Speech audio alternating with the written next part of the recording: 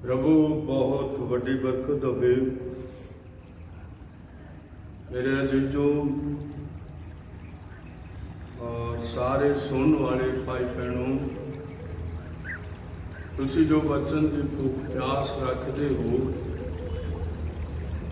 और ये बड़ी मुबारक गल है, अपना समा कढ़ते हो, अपने मोबाइल में लैके बैठते हो और प्रभु का वचन सुनते हो। मैं तुहानू मुबारक आखता हाँ। और जदों भी कदे मैं तुहाडे कमेंट देखता हाँ और मेरे दिल में बहुत खुशी होती है कि तुसी एक बजुर्ग बंदे कोलों प्रभु का वचन सुनते हो और उसदे लई कमेंट भी करते हो, शेयर भी करते हो। ये प्रभु तुहानू बहुत बड़ी बरकत है। और मेरे अजीजों, अज का संदेश है यशाया उसका पहला अध्याय और उसकी 2 आयत। लो असी पढ़न लगे हाँ। अज का टॉपिक ए आकाश सुन अते हे धरती कान ला, यहोवा इउं फरमाउंदा है, मैं पुत्रां नूं पालिया पोसिया पर वो मैथों आखी हो गए। खुदा असल विच सानू वेखदा है। साडा यहोवा परमेश्वर सानू हमेशा वेखदा रहिंदा है और साडे जन्म तो भी पहला वो सानू जानदा है। ਇਹਦੇ ਤੋਂ ਹੋਰ थोड़ा ਜਿਹਾ ਪਿੱਛੇ ਜਾਈਏ ਤੇ ਉਹ ਧਰਤੀ ਦੀ ਨੀਂਹ ਰੱਖਣ ਤੋਂ ਵੀ ਪਹਿਲਾਂ ਸਾਨੂੰ ਜਾਣਦਾ ਹੈ ਔਰ ਅਸੀਂ ਉਹਦੇ ਤੋਂ ਕਿਸੇ ਤਰ੍ਹਾਂ ਵੀ ਲੁਕ ਨਹੀਂ ਸਕਦੇ, ਨਾ ਕੁਝ ਆਪਣਾ ਲੁਕਾ ਸਕਦੇ ਹਾਂ। ਭਾਵੇਂ ਉਹ ਪਾਪ ਹੋਣ, ਭਾਵੇਂ ਬੁਰਾਈਆਂ ਹੋਣ, ਭਾਵੇਂ ਬਦੀਆਂ ਹੋਣ, ਭਾਵੇਂ ਸਾਡੀਆਂ ਭੁੱਲਾਂ ਚੁੱਕਾਂ ਹੋਣ, ਅਸੀਂ ਕੁਝ ਵੀ ਆਪਣੇ ਯਹੋਵਾ ਪਰਮੇਸ਼ਰ ਤੋਂ ਲੁਕਾ ਨਹੀਂ ਸਕਦੇ। ਔਰ ਜਦੋਂ ਉਹ ਵੇਖਦਾ ਹੈ ਤੇ ਉਹ ਯਸ਼ਾਇਆ ਦੇ ਮੂੰਹ ਥਾਣੀ ਬੋਲਣਾ ਉਸਨੇ ਸ਼ੁਰੂ ਕਰ ਦਿੱਤਾ ਔਰ ਉਸਨੇ यशाया उसका पहला अध्याय और दूसरी आयत नूं ने इस तरह बोलिया है। मैं दोहरे इस करके कहना तां जो तुहानू टॉपिक का पता लगे भाई अज का सरलेख की है। लिखा है, आकाश सुन अते हे धरती कान ला, मैं पुत्रां नूं पालिया पोसिया पर वो मेथों आकी हो गए हन। वो मेथों आकी हो गए हन। फिर अस वेखते हैं कि साडा प्रभु 2 जानवरां दी मिसाल देंदा है और पहला जानवर जिहड़ा है वो बौल्द है। वो बौल्द नूं सामने करके सामने रख के ते जेड़े उन्होंने भुल गए ने, जेड़े प्रभु तो आकी हो गए ने, उन्हां दे सामने और अपने ते यहोवा अपने और उन्हां लोकां दे सामने जिन्हां ने पालिया पोसिया है पर वो आकी हो गए ने, वचकाए बौल्द नूं खड़ा करदा है। बौल्द नूं क्यों खड़ा करदा है? बौल्द दे विच कुछ गुण हुंदे ने। अज तो 70 साल पहले कोई भी ट्रैक्टर इस धरती के उत्ते नहीं सी हुंदा, जाने कि साडे देश के अंदर और सारी वाई और खेती बाड़ी जो भी सी वो बौल्दां दे नाल हुंदी सी। बौल्दां नूं बहुत मार पैंदी सी ਜਦੋਂ ਇੱਕ ਹਾਲੀ ਆਦਮੀ ਜਿਹਨੇ ਸਾਰਾ ਦਿਨ ਹਲ ਵਾਹੁਣਾ ਹੁੰਦਾ ਸੀ, ਉਹ ਸਵੇਰੇ ਆਪਣੇ ਬਲਦਾਂ ਨੂੰ ਉਠਾ ਲੈਂਦਾ ਸੀ। ਥੱਕੇ ਟੁੱਟੇ ਬਲਦ ਉੱਠ ਖਲੋਂਦੇ ਸਨ ਔਰ ਉਹ ਇੱਕ ਜੂਲਾ ਲਿਆਉਂਦਾ ਸੀ ਔਰ ਦੋਨਾਂ ਬਲਦਾਂ ਦੀ ਧੌਣ ਦੇ ਉੱਤੇ ਜੂਲਾ ਰੱਖ ਦਿੰਦਾ ਸੀ। ਇੱਕ ਹਲ ਲੈ ਕੇ ਆਉਂਦਾ ਸੀ ਔਰ ਹਲ ਜਿਹੜੀ ਹੈ ਉਹਦਾ ਅਗਲਾ ਪਾਸਾ ਉਸ ਜੂਲੇ ਤੇ ਟੰਗ ਦਿੰਦਾ ਸੀ ਔਰ ਫਿਰ ਉਹ ਖੇਤਾਂ ਵੱਲ ਨੂੰ ਬਲਦਾਂ ਨੂੰ ਲੈ ਕੇ ਜਾਂਦਾ ਸੀ ਔਰ ਬੰਨੇ ਤੇ ਖਿਲਾਰ ਕੇ ਉਹਨਾਂ ਦੀਆਂ ਧੌਣਾਂ ਜੂਲੇ ਵਿੱਚ ਦੇ ਕੇ ਅਰਲੀਆਂ ਲਾ ਕੇ ਮਠੀਏ ਦੇ ਨਾਲ ਲਾ ਕੇ ਉਹਨਾਂ ਦੀਆਂ ਧੌਣਾਂ ਜੂਲੇ 'ਚ ਫਸਾ ਕੇ ਫਿਰ ਉਹ ਉਹਨਾਂ ਦੇ ਵਿਚਕਾਏ ਹਲ ਨੂੰ ਬੇਲ ਨੂੰ ਅਗਲੇ ਪਾਸੇ ਰੱਸੇ ਦੇ ਨਾਲ ਕੱਸਦਾ ਸੀ ਔਰ ਜਦੋਂ ਬੇਲ ਰੱਸੇ ਨਾਲ ਕੱਸੀ ਜਾਂਦੀ ਸੀ ਫਿਰ ਉਹ ਬਲਦਾਂ ਨੂੰ ਤੋੜਦਾ ਸੀ ਔਰ ਹਲ ਜਿਹੜੀ ਹੈ ਉਹ ਪੈਲੀ ਨੂੰ ਪੁੱਟਦੀ ਜਾਂਦੀ ਸੀ, ਵਾਹੁੰਦੀ ਜਾਂਦੀ ਸੀ ਔਰ ਇਸ ਤਰ੍ਹਾਂ ਬਲਦਾਂ ਦੀਆਂ ਧੌਣਾਂ ਜਿਹੜੀਆਂ ਨੇ ਉਹ ਠਾਂ ਹੁੰਦੀਆਂ ਸੀ ਔਰ ਉਹ ਹੰਭ ਜਾਂਦੇ ਸਨ, ਪਰ ਫਿਰ ਵੀ ਆਪਣੇ ਮਾਲਕ ਦੀ ਖੁਰਲੀ ਚ ਆਉਂਦੇ ਸੀ। ਇਸ ਕਰਕੇ ਬਲਦ ਨੂੰ ਖੁਦਾ ਦਾ ਸੇਵਕ ਆਪਣੇ ਸਾਹਮਣੇ ਰੱਖ ਰਿਹਾ ਹੈ ਔਰ ਯਹੋਵਾ ਪਰਮੇਸ਼ਰ ਕਹਿੰਦਾ ਹੈ, ਬਲਦ ਆਪਣੇ ਮਾਲਕ ਨੂੰ ਅਤੇ ਖੋਤਾ ਆਪਣੇ ਸਾਈਂ ਦੀ ਖੁਰਲੀ ਨੂੰ ਜਾਣਦਾ ਹੈ, ਪਰ ਇਸਰਾਈਲ ਨਹੀਂ ਜਾਣਦਾ। ਮੇਰੀ ਪਰਜਾ ਨਹੀਂ ਸੋਚਦੀ, ਹਾਏ ਪਾਪੀ ਕੌਮ, ਬਦੀ ਨਾਲ ਲੱਦੇ ਹੋਏ ਲੋਕ, ਬਰਿਆਰਾਂ ਦੀ ਨਸਲ, ਕੁਕਰਮੀ ਪੁੱਤਰ, ਉਹਨਾਂ ਨੇ ਯਹੋਵਾ ਨੂੰ ਤਿਆਗ ਦਿੱਤਾ ਹੈ। ਬੜੇ ਗੁੱਸੇ ਦੇ ਨਾਲ ਔਰ ਬੜੀ ਅਣਖ ਦੇ ਨਾਲ ਔਰ ਬੜੇ ਗਿਲੇ ਦੇ ਨਾਲ ਖੁਦਾ ਯਸ਼ਾਇਆ ਦੇ ਵਿੱਚੋਂ ਦੀ ਬੋਲ ਰਿਹਾ ਹੈ ਔਰ ਉਹ ਕਹਿ ਰਿਹਾ ਹੈ, ਬਲਦ ਆਪਣੇ ਮਾਲਕ ਨੂੰ।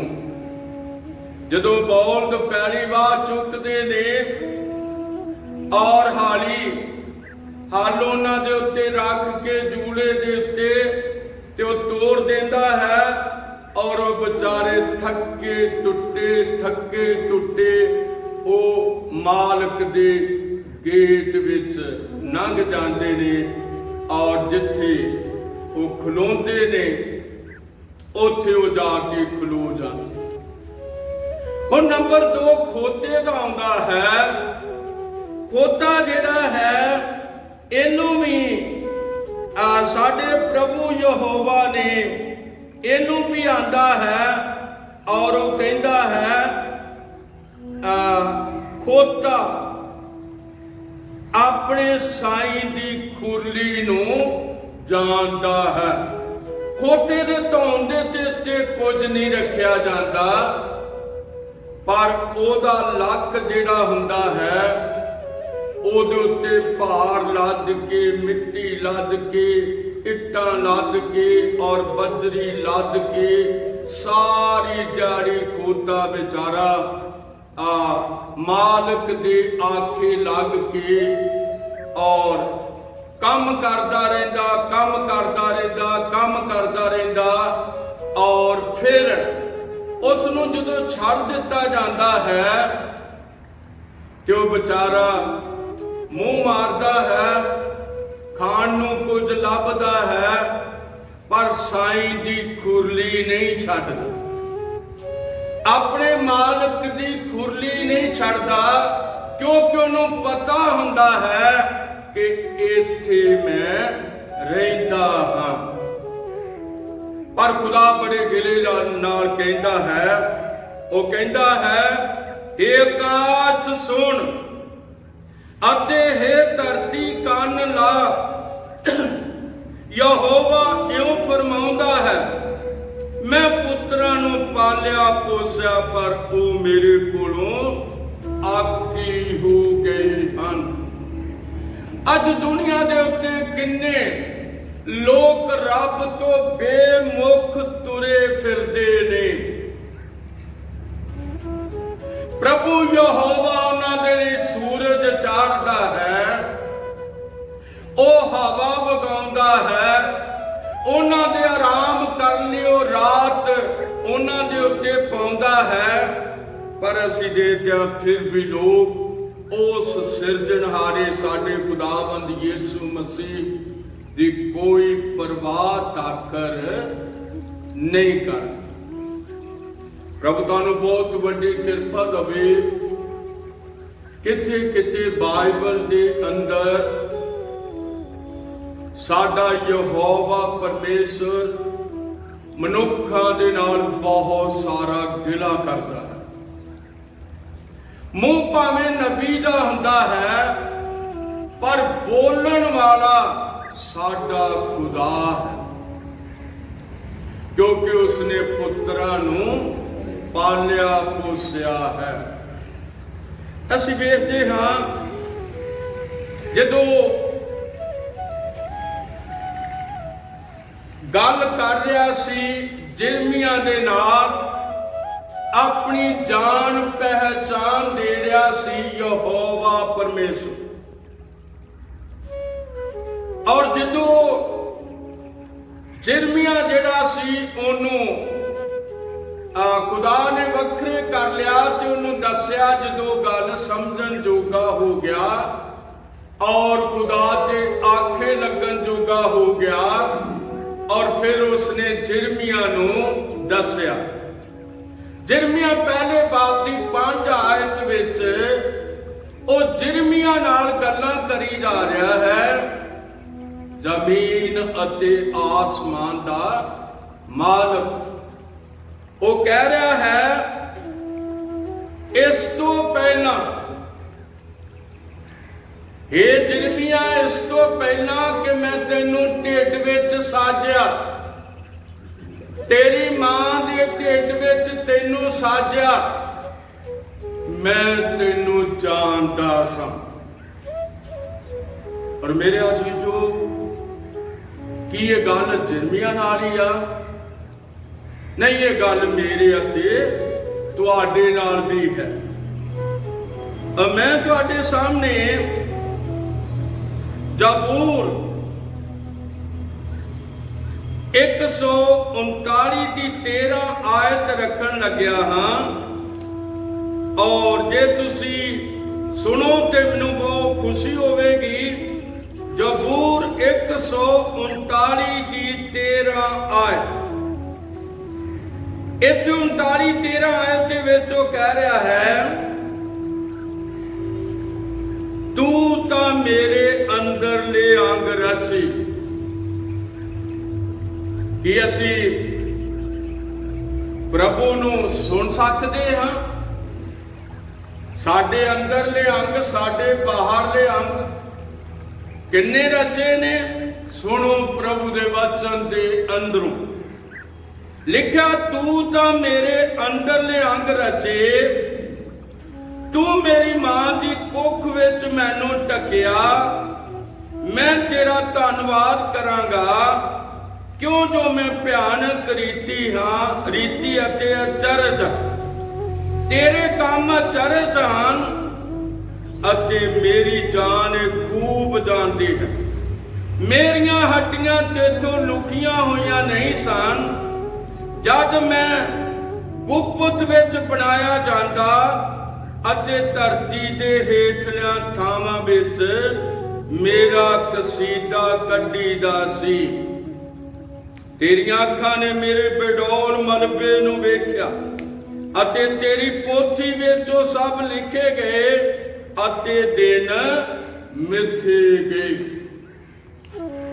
ਖੁਦਾ ਸਾਡੀ ਇੱਕ ਹੱਡੀ ਜਾਣਦਾ, ਜਾਣੇ ਕਿ ਇੱਕ ਇੱਕ ਹੱਡੀ ਦੇ ਜੋੜ ਨੂੰ ਉਹ ਬਣਾਉਣ ਵਾਲਾ ਹੈ ਹੱਡੀਆਂ ਦੇ ਕਬਜ਼ੇ ਬਣਾਉਣ ਵਾਲਾ ਹੈ, ਹੱਡੀਆਂ ਨੂੰ ਰਚਣ ਵਾਲਾ ਹੈ, ਅੰਦਰਲੇ ਅੰਗ ਰਚਣ ਵਾਲਾ ਹੈ, ਬਾਹਰਲੇ ਅੰਗ ਰਚਣ ਵਾਲਾ ਹੈ।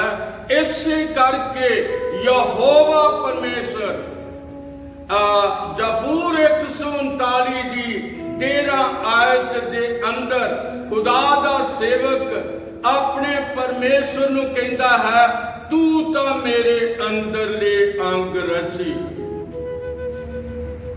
ਔਰ ਤੂੰ ਮੇਰੀ ਮਾਂ ਦੀ ਕੁੱਖ ਵਿੱਚ ਮੈਨੂੰ ਟੱਕਿਆ। ਰੱਬ ਤੁਹਾਨੂੰ ਬਹੁਤ ਵੱਡੀ ਬਰਕਤ ਦੇਵੇ। ਕਦੇ ਜਦੋਂ ਲੋਕਾਂ ਨੂੰ ਬੋਧ ਮਿਲ ਜਾਂਦੀ ਆ, ਜਦੋਂ ਕਦੇ ਖੁਦਾ ਉਹਨਾਂ ਨੂੰ ਆਪਣੀ ਆਤਮਾ ਦੁਆਰਾ ਚਲਾਉਂਦਾ ਹੈ ਤੇ ਉਹ ਆਤਮਿਕ ਗੱਲਾਂ ਵਿੱਚ ਅੱਗੇ ਵੱਧਦੇ ਜਾਂਦੇ ਨੇ। ਜਿਸ ਤਰ੍ਹਾਂ ਇਹ ਖੁਦਾ ਦਾ ਦਾਸ ਜ਼ਬੂਰ 139 ਦੀ 13 ਆਇਤ ਵਿੱਚ ਯਹੋਵਾ ਨੂੰ ਕਹਿ ਰਿਹਾ ਹੈ, ਯਹੋਵਾ ਪਰਮੇਸ਼ਰ ਤੂੰ ਤਾਂ ਮੇਰੇ ਅੰਦਰਲੇ ਅੰਗ ਰਚ। ਹੁਣ ਅਸੀਂ ਜਿਰਮੀਆਂ ਵੱਲ ਮੋੜ ਕੇ ਆਉਂਦੇ ਹਾਂ ਤੇ ਜਿਰਮੀਆਂ ਦੇ ਅੰਦਰ ਜਿਰਮੀਆਂ ਪਹਿਲੇ ਬਾਬ ਦੀ 5ਵੀਂ ਆਇਤ ਵਿੱਚ ਖੁਦਾ ਕਹਿੰਦਾ ਹੈ ਜਿਰਮੀਆਂ ਨੂੰ, ਇਸ ਤੋਂ ਪਹਿਲਾਂ ਕਿ ਮੈਂ ਤੈਨੂੰ ਢਿੱਡ ਵਿੱਚ ਸਾਜਿਆ ਮੈਂ ਤੈਨੂੰ ਜਾਣਦਾ ਸਾਂ। ਇਸ ਤੋਂ ਪਹਿਲਾਂ ਕਿ ਤੂੰ ਕੁੱਖੋਂ ਬਾਹਰ ਆਇਆ ਮੈਂ ਤੈਨੂੰ ਕੌਮਾਂ ਲਈ ਵੱਖਰਾ ਕੀਤਾ, ਮੈਂ ਤੈਨੂੰ ਕੌਮਾਂ ਲਈ ਨਬੀ ਠਹਿਰਾ ਦਿੱਤਾ। ਮੇਰੇ ਅਜ਼ੀਜ਼ੋ, ਗਿਲਾ ਜਿਹੜਾ ਯਸ਼ਾਇਆ ਕਰ ਰਿਹਾ ਹੈ ਉਹ 100% ਸੱਚਾ ਹੈ, ਕਿਉਂਕਿ ਯਸ਼ਾਇਆ ਦੇ ਅੰਦਰ ਜਿਹੜਾ ਗਿਲਾ ਸਾਡੇ ਪ੍ਰਭੂ ਨੇ ਕੀਤਾ ਹੈ ਉਹ ਬਹੁਤ ਹੀ ਵੱਡਾ ਗਿਲਾ ਹੈ। ਉਹ ਕਿਉਂ ਗਿਲਾ ਕਰਦਾ ਹੈ? ਕਿਉਂਕਿ ਇਸ ਜਗਤ ਵਿੱਚ ਆਏ ਮਨੁੱਖ ਜਿਹੜੇ ਨੇ ਉਹ ਆਪਣੇ ਪਰਮੇਸ਼ਰ ਨੂੰ ਜਾਣਦੇ ਨਹੀਂ ਹਨ, ਨਾ ਉਹਦਾ ਧੰਨਵਾਦ ਕਰਦੇ ਹਨ, ਨਾ ਉਹਦੇ ਆਖੇ ਲੱਗਦੇ ਹਨ, ਨਾ ਉਹਦੇ ਸਾਹਮਣੇ ਝੁਕਦੇ ਹਨ, ਨਾ ਉਹਦੇ ਸਾਹਮਣੇ ਗਿੜਗੜਾ ਕੇ ਦੁਆ ਕਰਦੇ ਹਨ। ਇਸੇ ਕਰਕੇ ਉਹ ਕਹਿ ਰਿਹਾ ਹੈ, हे ਆਕਾਸ਼ ਸੁਣ, हे ਧਰਤੀ ਕੰਨ ਲਾ, ਮੈਂ ਪੁੱਤਰਾਂ ਨੂੰ ਪਾਲਿਆ ਪੋਸਿਆ ਪਰ ਉਹ ਮੇਰੇ ਤੋਂ ਆਕੀ ਹੋ ਗਏ ਹਨ। ਦੋਨਾਂ ਜਾਨਵਰਾਂ ਦੀ ਮਿਸਾਲ ਦੇ ਕੇ ਆਪਣਾ ਗਿਲਾ ਹੋਰ ਵੀ ਤੇਜ਼ ਕਰਦਾ ਹੈ ਯਹੋਵਾ। ਉਹ ਕਹਿੰਦਾ ਬਲਦ ਆਪਣੇ ਮਾਲਕ ਨੂੰ, ਖੋਤਾ ਆਪਣੇ ਸਾਈਂ ਦੀ ਖੁਰਲੀ ਨੂੰ ਜਾਣਦਾ ਹੈ, ਪਰ ਮੇਰੇ ਲੋਕ ਨਹੀਂ ਜਾਣਦੇ। ਇਸਰਾਈਲ ਨਹੀਂ ਜਾਣਦਾ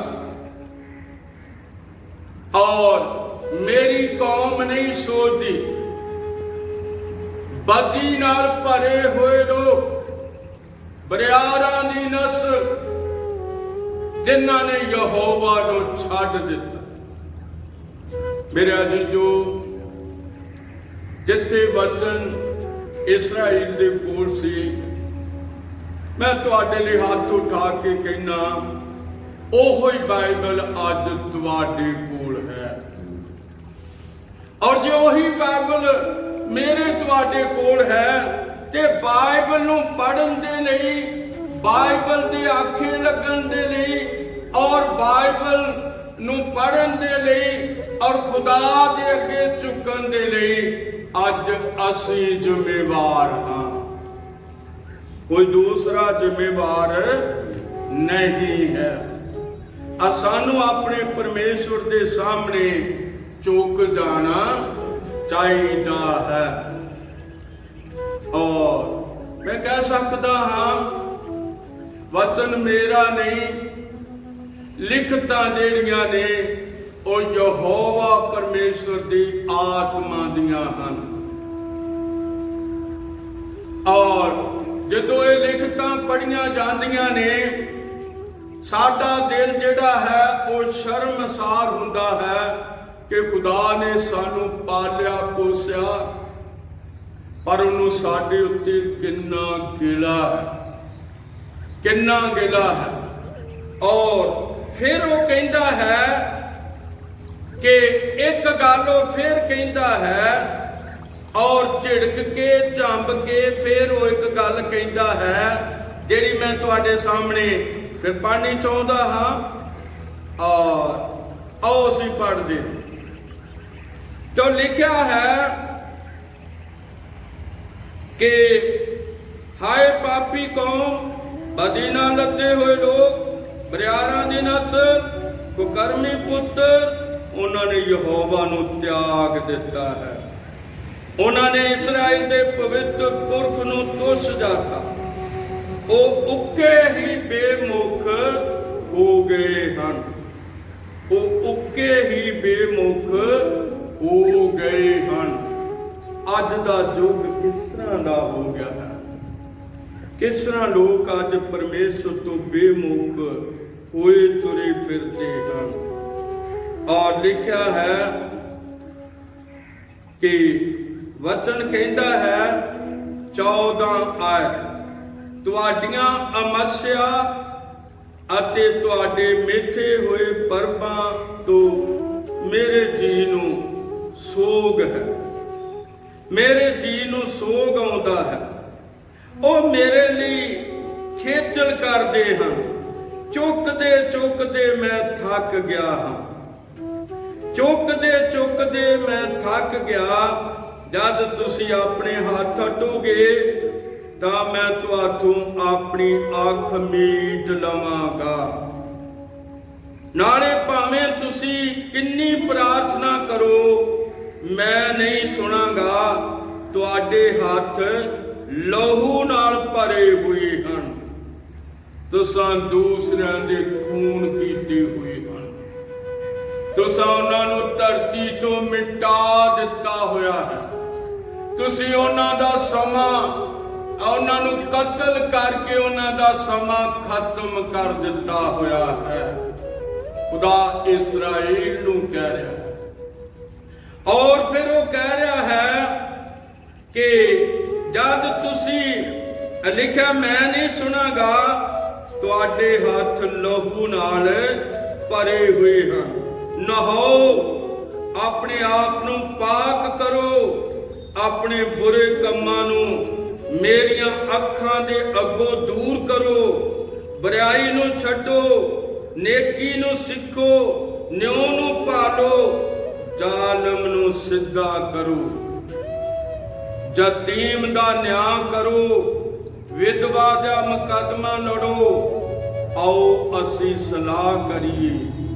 यहोवा आखदा है, भावें तुहाडे पाप किरमच जे होण, ओ बर्फ जे चिट्टे हो जाणगे, भावें ओ मजीठ वर्गे लाल होण, ਉਹ ਉਨ ਜੇ ਉਜਲੇ ਹੋ ਜਾਣਗੇ।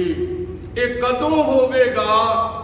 ਜਦੋਂ ਪ੍ਰਭੂ ਦੇ ਬੱਚੇ ਆਪਣੇ ਸਾਬੇਨਾ ਬੁਰਾਈਆਂ ਨੂੰ ਛੱਡ ਕੇ ਇਸ ਧਰਤੀ ਦੇ ਲੋਕ ਜਦੋਂ ਪ੍ਰਭੂ ਵੱਲ ਮੁੜ ਜਾਣਗੇ ਤੇ ਭਾਵੇਂ ਉਹਨਾਂ ਦੇ ਪਾਪ ਜਿਹੜੇ ਨੇ ਉਹ ਕਿਰਮਚ ਵਰਗੇ ਲਾਲ ਹੋਣ, ਭਾਵੇਂ ਮਜੀਠ ਵਰਗੇ ਲਾਲ ਹੋਣ, ਖੁਦਾ ਉਹਨਾਂ ਨੂੰ ਮਾਫ ਕਰਨ ਦੀ, ਸਾਫ਼ ਕਰਨ ਦੀ ਸ਼ਕਤੀ ਰੱਖਦਾ ਹੈ। ਔਰ ਇਸੇ ਲਈ ਮੇਰੇ ਅਤੇ ਤੁਹਾਡੇ ਲਈ ਇਸ ਜਗਤ ਵਿੱਚ ਆਇਆ, ਇਸ ਜਗਤ ਵਿੱਚ ਆ ਕੇ ਉਸਨੇ ਮੈਨੂੰ ਤੇ ਤੁਹਾਨੂੰ ਵੇਖਿਆ ਔਰ ਮੇਰੇ ਤੇ ਤੁਹਾਡੇ ਲਈ अपना लहू बहा दिता, तां जो इस जगत विच सानू मुक्ति मिल जाए और असी अपने पाप याद करके तौबा कर जाइए, अपने पापां नू मन के छड्ड दईए। जिवें रसूलां दे करता उसका 3रा अध्याय कहता है, इसलिए तौबा करो अते मुड़ो ਭਾਈ ਤੁਹਾਡੇ ਪਾਪ ਮਿਟਾਏ ਜਾਣ, ਤਾਂ ਜੋ ਪ੍ਰਭੂ ਦੇ ਹਜ਼ੂਰੋਂ ਸੁਖ ਦੇ ਦਿਨ ਆ ਜਾਣ। ਅੱਜ ਵੀ ਮੇਰੇ ਅਜੀਜ਼ੋ ਸਮਾਂ ਹੈ ਧਰਤੀ ਦੇ ਉੱਤੇ, ਅਜੇ ਵੀ ਸਾਡਾ ਪ੍ਰਭੂ ਸਾਡੀ ਉਡੀਕ ਕਰ ਰਿਹਾ ਹੈ। ਭਾਵੇਂ ਅਸੀਂ ਯਸ਼ਾਇਆ ਨੂੰ ਪੜ੍ਹਿਆ ਹੈ, ਕਿੰਨਾ ਦੁਖੀ ਖੁਦਾ ਦਾ ਦਿਲ ਹੋਇਆ ਹੈ, ਔਰ ਉਹਨੇ ਦੋਵਾਂ ਚੀਜ਼ਾਂ ਨੂੰ ਗਵਾਹ ਕਰਕੇ ਇਹਨਾਂ ਪੁੱਤਰਾਂ ਦੇ ਬਾਰੇ ਆਖਿਆ। ਔਰ ਪਹਿਲਾਂ ਉਹਨੇ ਆਸਮਾਨ ਵੱਲ ਨੂੰ ਹੱਥ ਉਠਾਇਆ ਹੈ, ਸਾਡੇ ਯਹੋਵਾ ਪਰਮੇਸ਼ਰ। ਉਹਨੇ ਕਿਹਾ ਹੈ ਆਕਾਸ਼ ਸੁਣ, ਕਿ ਭਲਾ ਤਾਰੇ ਸੁਣ ਲੈਣਗੇ?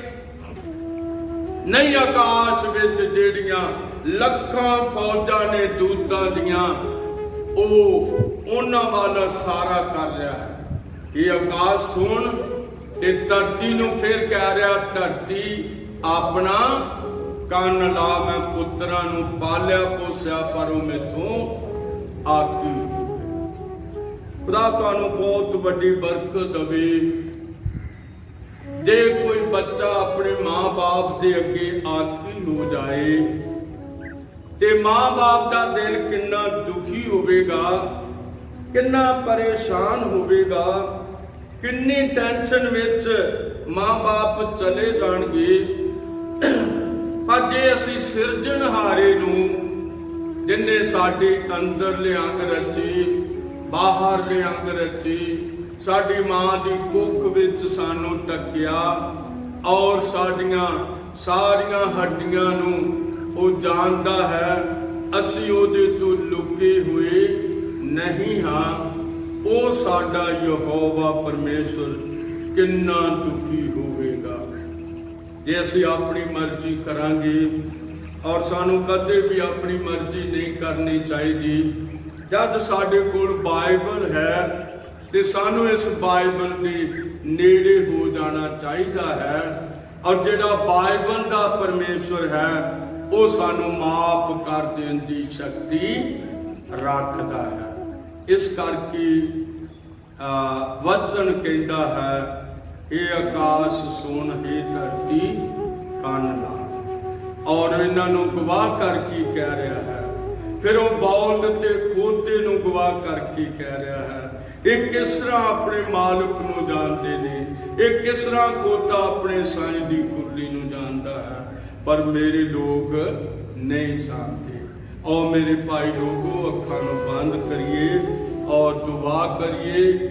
ਲॉकडाउन, कोरोना वायरस और किस तरह मरी और बवा इस जगत विच है, असी नहीं जानते किन्ने किहदी वारी आ जावेगी। आओ अखां नूं बंद करके दुआ ਉਹਦੇ ਸਾਹਮਣੇ ਅਸੀਂ ਹੱਥ ਜੋੜ ਕੇ ਅੱਖਾਂ ਨੂੰ ਬੰਦ ਕਰਕੇ ਦੁਆ ਕਰਾਂਗੇ। ਸਾਡੇ ਪ੍ਰਭੂ ਯਿਸੂ ਮਸੀਹ, ਅਸੀਂ ਤੇਰੀ ਹਜ਼ੂਰੀ ਵਿੱਚ ਹਾਂ ਪ੍ਰਭੂ। ਤੇਰਾ ਵਚਨ ਅੱਜ ਵੀ ਸੱਚਾ ਹੈ ਪਿਆਰੇ ਖੁਦਾਵੰਦ। ਅੱਜ ਵੀ ਤੇਰਾ ਵਚਨ ਕਦੇ ਟਲ ਨਹੀਂ ਸਕਦਾ ਪ੍ਰਭੂ ਜੀ। ਤੇਰੇ ਵਚਨ ਮੱਤੀ 24:35 ਵਿੱਚ ਲਿਖਿਆ ਹੋਇਆ ਹੈ, ਜ਼ਮੀਨ ਅਤੇ ਆਸਮਾਨ ਟਲ ਜਾਣਗੇ ਪਰ ਮੇਰੇ ਮੂੰਹ ਦਾ ਵਚਨ ਕਦੇ ਨਹੀਂ ਟਲੇਗਾ। ਪ੍ਰਭੂ ਯਿਸੂ ਮਸੀਹ ਸਾਨੂੰ ਹਲੀਮ ਕਰ ਦੇ, ਸਾਨੂੰ ਤੇਰੇ ਸਾਹਮਣੇ ਨੀਵਿਆਂ ਹੋਣ ਲਈ ਕਿਰਪਾ ਦੇ। ਸਾਨੂੰ ਤੇਰੇ ਸਾਹਮਣੇ ਪ੍ਰਭੂ ਜੀ ਗੋਡੇ ਝੁਕਾ ਕੇ ਔਰ ਖੁਦਾਵੰਦਾ ਬੜੇ ਕੰਬਦੇ ਤੇ ਡਰਦੇ ਹੋਏ ਤੇਰੀ ਹਜ਼ੂਰੀ ਵਿੱਚ ਆਉਣ ਲਈ ਕਿਰਪਾ ਦੇ ਪ੍ਰਭੂ। ਸਾਡੇ ਦਿਲਾਂ ਨਾਲ ਗੱਲਬਾਤ ਕੀਤੀ ਆ ਖੁਦਾਵੰਦ। ਤੂੰ ਸਾਨੂੰ ਬਚਾਉਣ ਦੀ ਸ਼ਕਤੀ ਰੱਖਦਾ ਹੈ, ਤੂੰ ਸਾਨੂੰ ਬਚਾਉਣ ਦੀ ਸ਼ਕਤੀ ਰੱਖਦਾ ਪ੍ਰਭੂ ਯਿਸੂ ਮਸੀਹਾ। ਸਾਡੇ ਭਰਾਵਾਂ, ਸਾਡੀਆਂ ਭੈਣਾਂ, ਸਾਡੇ ਬਜ਼ੁਰਗਾਂ, ਸਾਡੇ ਬੱਚਿਆਂ ਦੇ ਜੀਵਨ ਤੇ, ਸਾਡੇ ਨੌਜਵਾਨ ਬੱਚਿਆਂ ਦੇ ਜੀਵਨ ਤੇ, ਧੀਆਂ ਬੇਟੀਆਂ ਦੇ ਜੀਵਨ ਤੇ ਬਹੁਤ ਵੱਡੀ ਕਿਰਪਾ ਕਰਦੇ ਪ੍ਰਭੂ ਯਿਸੂ ਮਸੀਹਾ। ਅੱਜ ਦੇ ਵਚਨ ਨੂੰ ਤੇਰੇ ਬੱਚੇ ਹੋਰ ਵੀ ਸ਼ੇਅਰ ਕਰ ਸਕਣ ਪ੍ਰਭੂ, ਹੋਰ ਵੀ ਦੂਜਿਆਂ ਤੱਕ ਤੇਰਾ ਵਚਨ ਪਹੁੰਚਾ ਸਕਣ ਪ੍ਰਭੂ। ਸਭਨਾਂ ਨੂੰ ਬੜੀ ਕਿਰਪਾ ਦੇ, ਤੇਰਾ ਸ਼ੁਕਰ ਹੋਵੇ। ਧੰਨਵਾਦ। ਦਇਆ ਕਰਦੇ ਦੁਆ ਯਿਸੂ ਮਸੀਹ ਦੇ ਨਾਮ ਵਿੱਚ ਮੰਗਦੇ ਹਾਂ, ਆਮੀਨ।